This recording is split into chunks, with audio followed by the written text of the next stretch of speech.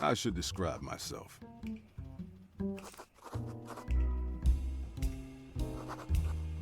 I'm a savvy voodoo sleuth. What am I looking for? Well, if I knew that, I wouldn't need to put out a personal ad. I wanted to play Voodoo Detective primarily because it's not really the sort of game I typically would. I'm on something of an adventure game kick recently, sure, but I tend to gravitate more towards older titles, or at least those that are more overtly inspired by the heyday of adventure games that I never got to experience. But something about this indie gem, developed and released by Short Sleeve Studios in 2022, drew me in from the moment that I laid eyes on it. You play as the Voodoo Detective, an acerbic practitioner of voodoo arts who, much like most every other detective in the history of fiction, finds himself in arrears of his rent and without a case to work. That is until a young woman by the name of Mary Fontoul shows up at his office with a severe case of amnesia and, thanks to her rich husband, more than enough cheddar to make a mute man scream. From there, it's up to you to crisscross the tourist trap of an island that is New Guinea in order to uncover just what's wiped Miss Fontoul's mind, grilling the locals and solving puzzles along the way. Set in 1934, our titular hero is the newest resident of the picturesque island in question. Normally, it would be a dream come true to call such an attractive place home, but New Guinea has been beset by a terrible plague: capitalism. That's right, the island has become home to more than a few industrial developers, turning the island into a resort trap for fuddy-duddy tourists. The locals, as you can imagine, are less than thrilled with this cultural whitewashing. Hard to blame them when landmarks are being toppled to make room for cheap Starbucks locations.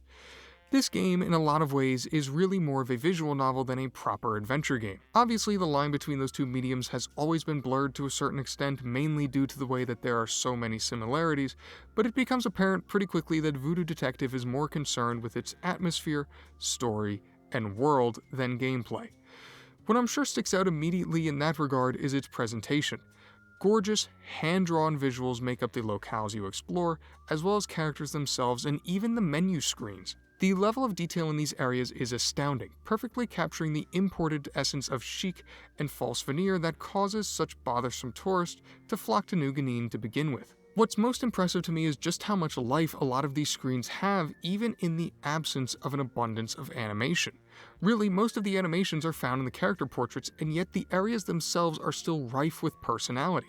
The way in which you immediately get a feel for what type of place you're in from the moment you enter a new area is seriously impressive, whether it's the excessive luxury of the banking building or the homey, authentic vibe given off by the bar run by your piano-playing brother Billy. He can get a little caught up in his work. The characters more than do their part to sell such a pristine presentation. They're a little tropey, sure, what with Crumsford, the lecherous, money-hungry banker, and the most formal butler to Victor Fontoul, but they're written so well that it doesn't really matter. The dialogue strings are intriguing and loaded with well-crafted backstories and information of interest. The almost theatrical way in which dialogue plays out perfectly encapsulates the time period. Much discussion takes place in a very pointed, formal way, if you get what I mean.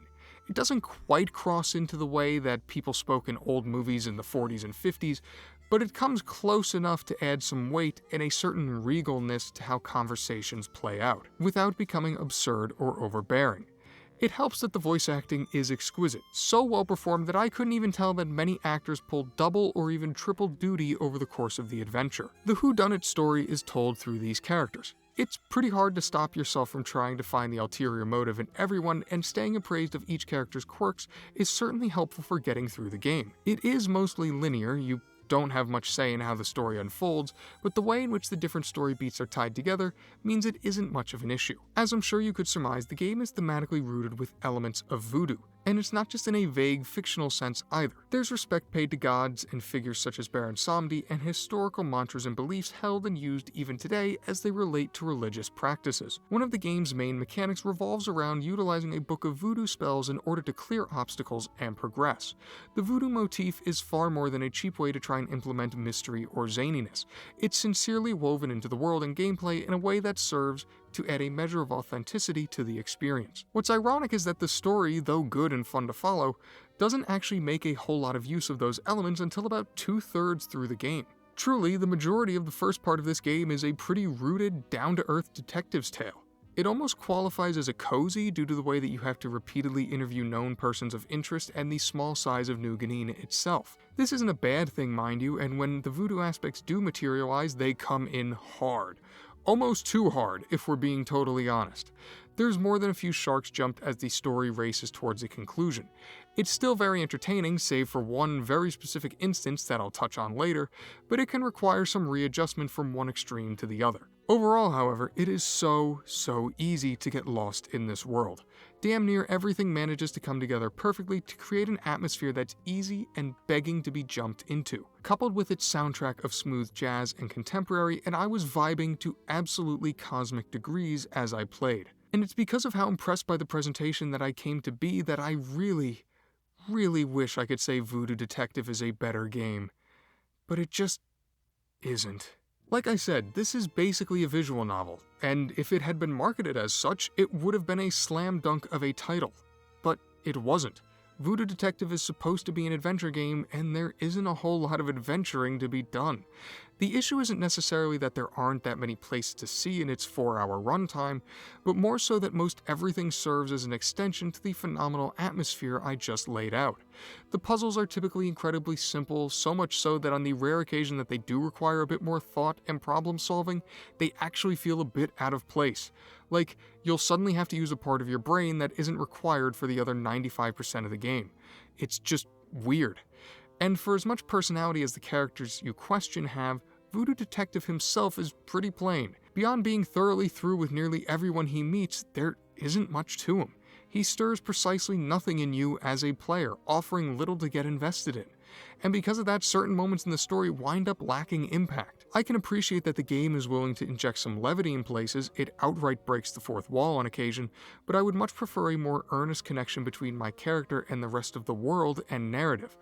If there was a more sincere connection between the main character and the story, I don't think some of the moments where it feels like the narrative jumps the shark would be nearly as jarring. And that leads me to one single moment that, I kid you not, nearly ruined the entire game for me, and I imagine potentially will for a lot of people. I'm about to reveal the literal ending of the story, so if you want to avoid spoilers, I suggest you click away now.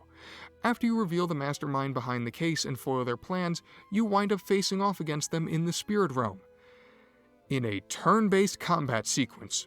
No, I'm not kidding, and yes, it is exactly as stupid as it sounds. It is a bland and monotonous exercise that requires little more thought than Simon Says, wherein you use an inspect skill in order to learn which of your abilities is best to use at any given time, and you block when the final boss, if he can even be considered as such, literally tells you he's going to use the move that'll kill you in one hit.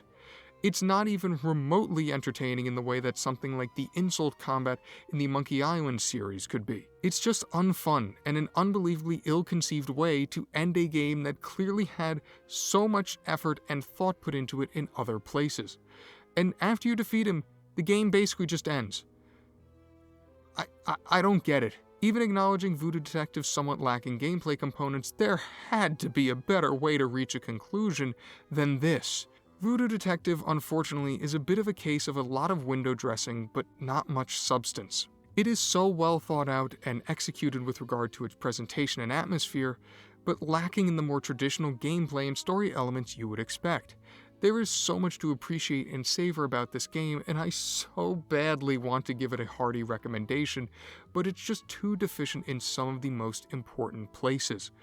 If you want to take Voodoo Detective as something more of an experience, then there's a lot on offer here, and I would encourage you check it out.